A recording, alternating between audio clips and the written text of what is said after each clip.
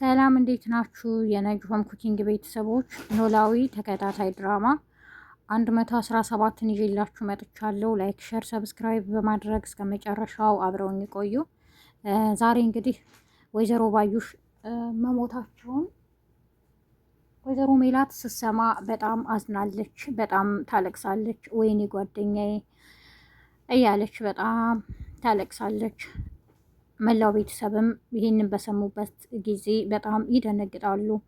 አቶ መስፍንም እንዴ ሜሉ አንቺ እኮ መጠርጠርሽ አይቀርም፣ ምክንያቱም ከዚህ በፊት ባዩሽ ፖሊስ ጣቢያ ሂዳ ለህይወቴ እፈራለሁ ብላ ያመለከተችው ስላለ ይላታል።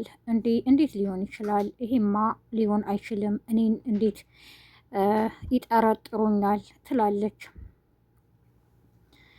የሀዘን ልብሷንም ለብሳ ቁጭ ብላ ታለቅሳለች። እንዴ ዝም በይ ይሏታል። እነ ሰላምም በቃ ምን ሆነሽ ነው ይሏታል። እሷ ምንም መስማት አልቻለችም። ድንብላልም ወደ ተምቹ ሄዳለች።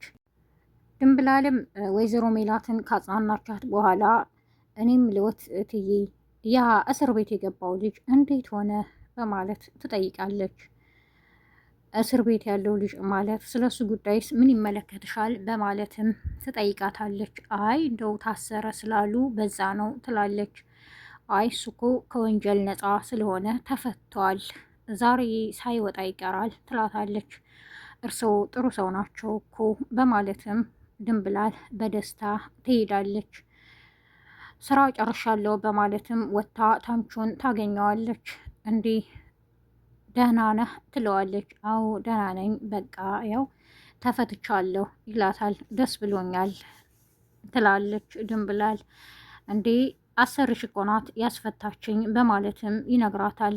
አዎ እሷ እኮ ጥሩ ሰው ናት ትለዋለች። ስለ ሁሉም ነገር ስላደረግሽልኝ አመሰግናለሁ፣ አንቺ ያን ሁሉ አድርገሽልኝ እኔ ግን ፊት ነሳሁሽ ይላታል። እና ይቅር በይኝም ይላታል። መች ቂም ያስኩብህና ይቅር እልሃለሁ ትለዋለች። ሁሌ የሚቀመጡበት ቦታ ላይ ቁጭ ብሎ አሲር ይመጣል። አሲርም በጣም ስለተናደደ እንዴት ነህ ሰላም አትለኝም እንዴ ይለዋል። ተምቹ አይመለከትህም ይለዋል። እና ታዲያ እዚህ ቦታ ለምን ትቀመጣለህም ይለዋል። እና ምን አገባህም ይላል ጆሮ። አንተ እኮ ሰው አትፈልግም፣ ስለዚህ በቃ እያለ ንዴቱን ይነግረዋል። እኔን ብትፈልገኝማ ምን ያክል እንደምወድህና ምን ያክል እንደማስብልህ ታውቅ ነበር፣ ትፈልገኝ ነበር፣ ስልክህን አጥፍተህም አትጠፋም ነበር፣ ከእኔ አብልጠህ ላጎትህ ነበር ስትደውል የነበረው ይለዋል። እኔ እኮ ላጎቴ የምደውለው ብር ስለምፈልግና ስለቸገረኝ ነው ይለዋል። እሺ ታዲያ እኔስ አልፈለግም እያለ ጆሮ በጣም ይበሳጫል። ይቅርታም ካንተ የሚበልጥ ምንም ነገር የለም፣ ግን እኔ ጥሩ ሙድ ውስጥ ስላልሆንኩ ምናልባት እኔን ስታየኝ ጥሩ ስሜት አይሰማህም፣ በእኔ ምክንያት ነው እዚህ ውስጥ የገባሁት እያልክ ብዙ እንድትበሳጭ ስላልፈለግኩ ነው፣ ጠልቼህ እኮ አይደለም ይለዋል። በቃ ተነስ በማለትም ወደ እነ ሀና አባት ቤት ኖላዊ ጋር ይሄዳሉ። ድንገት ሲገቡ ሀና ከአባቷ ጋር ያዩዋታል። አሲር እንዴ በሉቻው በማለት ወጥቶ ይሄዳል። ይሄ ልጅ ምንድን ነው ችግሩ ይላል የሀና አባት። ተምቹም ግራ በመጋባት እንዴ ምንድን ነው አሁን ገብቶ ቶሎ ብሎ ይሄደው ይላል። ሀና እኔ አላውቅም ትላለች። ተምቹ እንኳን ደህና መጣ ተፈታ እንዴት ፈቱ ትለዋለች። በአጥር ዘልዬ እያለም ሙድ ይይዛል። አንተ እኮ አታደርገውም አይባልም፣ ድጋሚ ወስደው ያስገባሃል ትለዋለች። አይ እናትሽ ናት ያስፈታችኝም በማለት ይነግራታል። እንዲህ እማዬ መታ ነበር ማለት ነው ትለዋለች። አዎ ይላል። እና ተምቹ አሁን ወዴት እየሄደ ነው አሲር ይላል። ወይዘሮ ሜላትም እንዴ ምን ሆነሽ ነው ይሏታል። ድንብላልም የባዩሽን ሞት ስትሰማ ለወይዘሮ ሜላት እንዴ እች ሴትዮ እኮ ሞተዋል፣ ግን ይቅር የሚባሉ አይደለም ውይ ትላለች። ባዩሽም ስለተናደደች ምን ሆነሽ ነው በዛሬው ቀን እንደዚህ የምትይኝ ትላለች። እርስዎ ዝም ብለው ነው የሚያዝኑት፣ አይዘኑ ለሷ ትላታለች። ወይዘሮ ባዩሽም ትጮኻለች። አንቺ ልጅ ሂጂልኝ ትላለች። ሰላምም አትጩሂባት ድንብላልን፣ በቃ የምትናገረው ሁሉ እውነት ነው ትላለች። ድንብላልም ወደ ተምቹ በመሄድ ትነግረዋለች። ያቺ ሴትዮ እኮ ሞቱ በማለት ትነግራለች። እንዴ ማን?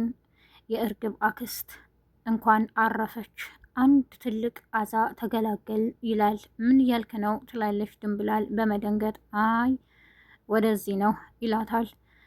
ተምቹ ለአሲር ይነግረዋል። አሲርም አይ እሷ ይገባታል ሞት ይላሉ። እንዴ ምንድን ነው ግን ሴትየዋ ምን አይነት ክፉ ብትሆን ነው እያሉም ያወራሉ። ሀና አባቷን እኔ ካንተ ጋር ነው መሆን የምፈልገው፣ ከዚህ በኋላ አልሄድም ወደ ቤተሰቦቼ ብላ መታ ስለነበረ በጧት ምናሴ ወደ ሀና ቤት ይሄዳሉ እና እባክሽን ሀኒ እማዬ ታማለች በማለትም ይነግሯታል። እንዴ የሀና አባትም እኔ አላልኩሽም አንቺን ተለይተው መኖር አይችሉም፣ ስለዚህ እባክሽን ልጄ ይላል። ምናሴም ግራ ይጋባል። ሀናም እንዴ እማዬ ለምንድን ነው እኔን ማገኘት በፈለገች ጊዜ እኮ ታገኘኛለች፣ ለምንድን ነው የምታለቅሰው ትላለች። ምናሴ ሊነግራቸው የሄደው የወይዘሮ ባዩሽን ሞት ነበር። ሀና በራሷ መንገድ ስለ ራሷ የተወራ መስሏት ታወራለች። እንደሱ ማለቴ አይደለም ባዩሽ ሞታለች ብሎ ይነግራቸዋል። ሀና እንዴ ምን ሆና በማለትም ትደነግጣለች። አቶ መስፍንም ልጆቹን ሰብስቦ እናታችሁን ወንጀለኛ አድርገው ፖሊሶች መጠርጠራቸው አይቀርም እያለ ይነግራቸዋል። ፖሊሶቹም እዚህ ቀጠና የተፈጠረ ነገር አለ፣ ስለዚህ ሂደን ማጣራት አለብን በማለት ምርመራ ሊያደርጉ ወደ ባዩሽ ሄደዋል። የዛሬው ክፍል ይሄን ይመስል ነበር። በቀጣይ ክፍል እስከምንገናኝ ነጅሆም ኩኪንግን ላይክ፣ ሸር፣ ሰብስክራይብ በማድረግ አብራችሁን ስለቆያችሁ አመሰግናለሁ። መልካም ቀን ባይ